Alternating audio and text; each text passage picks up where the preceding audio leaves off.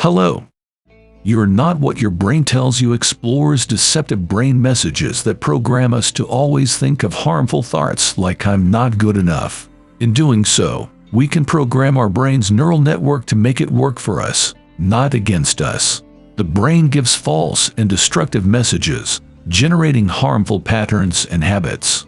But you can reshape these wires in the brain through 4 steps: renaming, paraphrasing, refocusing, and reevaluating.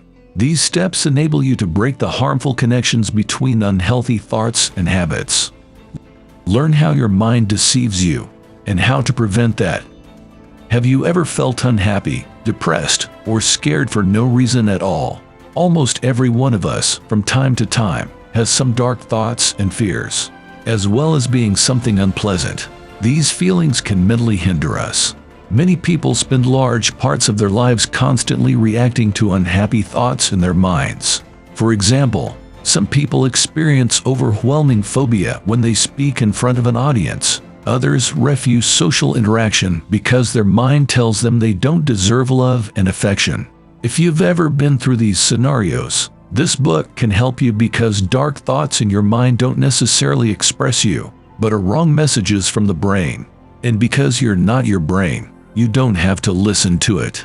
Sometimes we do things we don't want or feel emotionally or mentally helpless when in certain places we may not want to go. This results from deceptive brain messages that generate wrong thoughts or impulses that are harmful to us, diverting us from our true goals and intentions. But deceptive messages in the brain cause problems such as too much thinking and anxiety. One client was a talented actor, but deceptive brain messages began to make him think he didn't deserve the good things happening to him.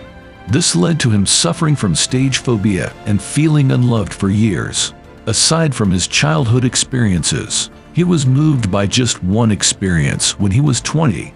He stood helpless in front of a popular Broadway producer, which reinforced those thoughts in his mind. But he is not the person in the messages that his mind sends him. And even you are not the bad person in your mind. Although it may seem that we have no choice but to follow what our mind tells us, we need to remember that our biology is not our destiny. Communication channels between neural networks in your brain make it difficult to form a new habit. Why is it that when we know that we should not do something, we do it again and again? Why is it almost impossible to get rid of bad habits? Because when we engage in unhealthy behavior, it makes us feel relieved of painful sensations, which in turn reinforces the habit. One client was an executive who always felt pressured because he believed that everyone around him was always seeking his advice and help. The problem here is that this act often led him to drink 2 or more wines to be able to continue feeling relaxed. This deceptive relaxation made him crave alcohol every time he felt stressed, and then became a constant passion. For example, if the brain sends a message like "I'm not good enough," and we aggressively try to get rid of that idea by doing a harmful or stressful habit like smoking a cigarette or seeking other people's satisfaction with our actions, that is, we feed the beast when we react to false brain messages. We seek a temporary solution when we train our minds to associate unhealthy behavior with our feelings of relaxation. This unhealthy ligation, in turn, causes a painful and stressful feeling. For example, with a message like "I'm unloved and disgusting," some people may lead on a crash diet to reduce weight, putting real pressure on their physical health. Every time we feed the deceptive messages of the mind that make us spin in a vicious circle. The ability of your way of thinking to change your brain allows you to reshape neural networks to work for you. Is there any way around these destructive messages? Yes. The good news is that we can be armed with flexible neurons, meaning we can change the way we think by constructively focusing on our attention. Neuroplasticity is the ability of parts of our brain and communication to adopt new roles and functions. You will be able to change the connections between neural networks within your brain. Neuroplasticity involves attention and focus, along with working hard to always review your choices. But how can you do this? By focusing constructively on your interests, you'll enable yourself to expose the deceptive messages your mind sends when you learn how to do it, not against you. A woman used this phenomenon when recovering from a stroke that damaged half of her muscles. People at the rehabilitation center helped her focus on identifying the frustrating thoughts emerging whenever she wasn't progressing as fast as she would have liked. This gave her more freedom to choose more positive responses. Surprisingly, when brain scanners revealed that by focusing on the things that matter to her and ignoring deceptive brain messages. 4 steps to separate the relationship between harmful thoughts and your daily habits. Now that you know that there is a way to change the unhelpful connections in your brain, there is a systematic way to help you. The 4 steps are a guide to applying neuroplasticity to suit your particular situation so that you can break the electrical circuits in the brain that are associated with unhealthy habits and reinforce those that support healthy habits. The 4 steps focus your attention on renaming and re-evaluating the deceptive messages in your brain. You should not try to stop brain messages from happening because that is almost impossible. The steps aim to teach you how to ignore false brain messages and focus your attention on the things that matter to you. When you commit to following the 4-step method, you will install a new link network for your brain in line with the HP law and the Zeno quantum effect. The reason we create both good and bad habits, such as learning to walk again after a stroke or drinking alcohol when we are under stress, can be explained by the law of HP and the Zeno quantum effect. HP's law assumes that when certain areas of the brain are repeatedly activated by a certain behavior, such as breathing deeply when we are frustrated, we reinforce it every time we repeat a similar behavior.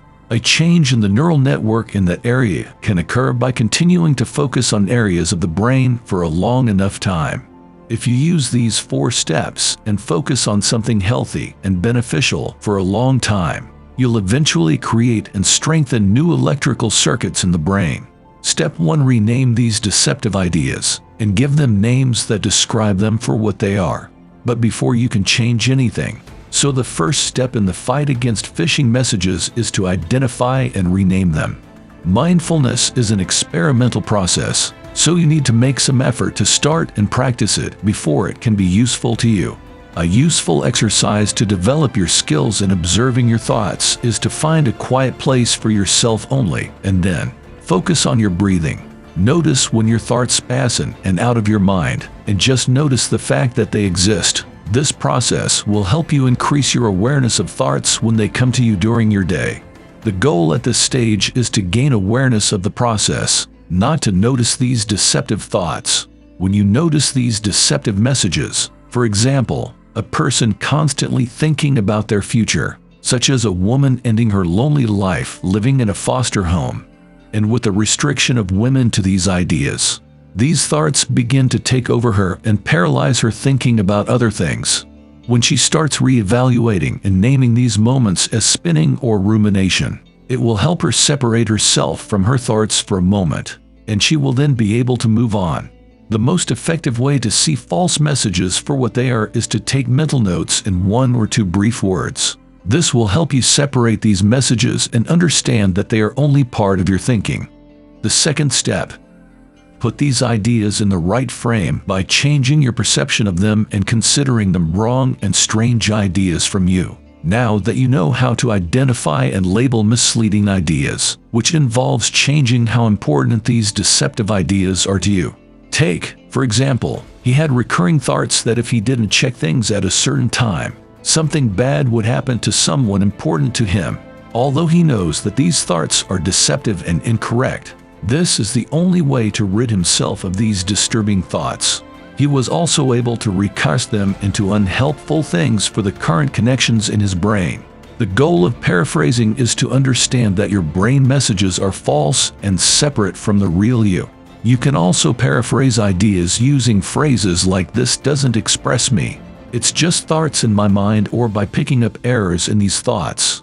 A common mistake in thinking is all or nothing thinking, black or white, which involves classifying information as either black or white. He used this misthinking method to classify her actions, which means that if she can't do something great, she's unlikely to accomplish it at all. People who overanalyze things and engage in thinking about what-if scenarios fall prey to this mistake a lot. Reworking ideas will help you recognize these mistakes, and you will eventually find that they are not real. They are just a tiny part of your brain. Step 3. Redirect your focus to healthy and productive activities. Even in the presence of deceptive ideas, you may be easily distracted by various deceptive thoughts and impulses that leave you trapped in repetitive cycles of unhealthy behavior. The third step, refocusing, can be used to relieve those distracting thoughts and refocus your attention on more productive activities. The purpose of refocusing is to be confident that you can get on with your day despite having these deceptive thoughts. Constructive and helpful behavior, and at the same time, it is something you care about. It's very difficult to think of ways to refocus when you're trapped by deceptive brain messages, and it's best to write down a list of activities that help you refocus before you pile up false messages. Some examples of engaging in some useful activities may be to go on a tour by focusing on your steps as you walk, and make sure to write down plenty of activities so that you have a list when you need it. You should refocus even as you accumulate deceptive thoughts. You have to control your responses to those painful thoughts and feelings, and thus allow them to be present. If you allow them to be present, and at the same time choose healthy activities, your brain will automatically redirect your focus later. Step 4. Reevaluation encourages you to develop your healthy and loving personality and consider your uncomfortable feelings as the result of wrong and deceptive thoughts. You'll need to change your beliefs about yourself to reconnect the neural networks in your mind for healthy thinking. Reevaluation is the fourth and final step in reprogramming your brain and involves looking at situations you experience from the broader perspective of your healthy and loving side and the negative perspective of your brain's false messages. Reevaluation requires you to understand that you are looking at your life from a narrow perspective through the deceptive messages of your brain. For example, consider another group of the author's clients who were dominated by chemalism in their works. Until I learned how to reevaluate what I experienced before. At the same time, she began to challenge her wrong ideas and refused to give in to the ideas that were pushing her towards perfectionism behavior.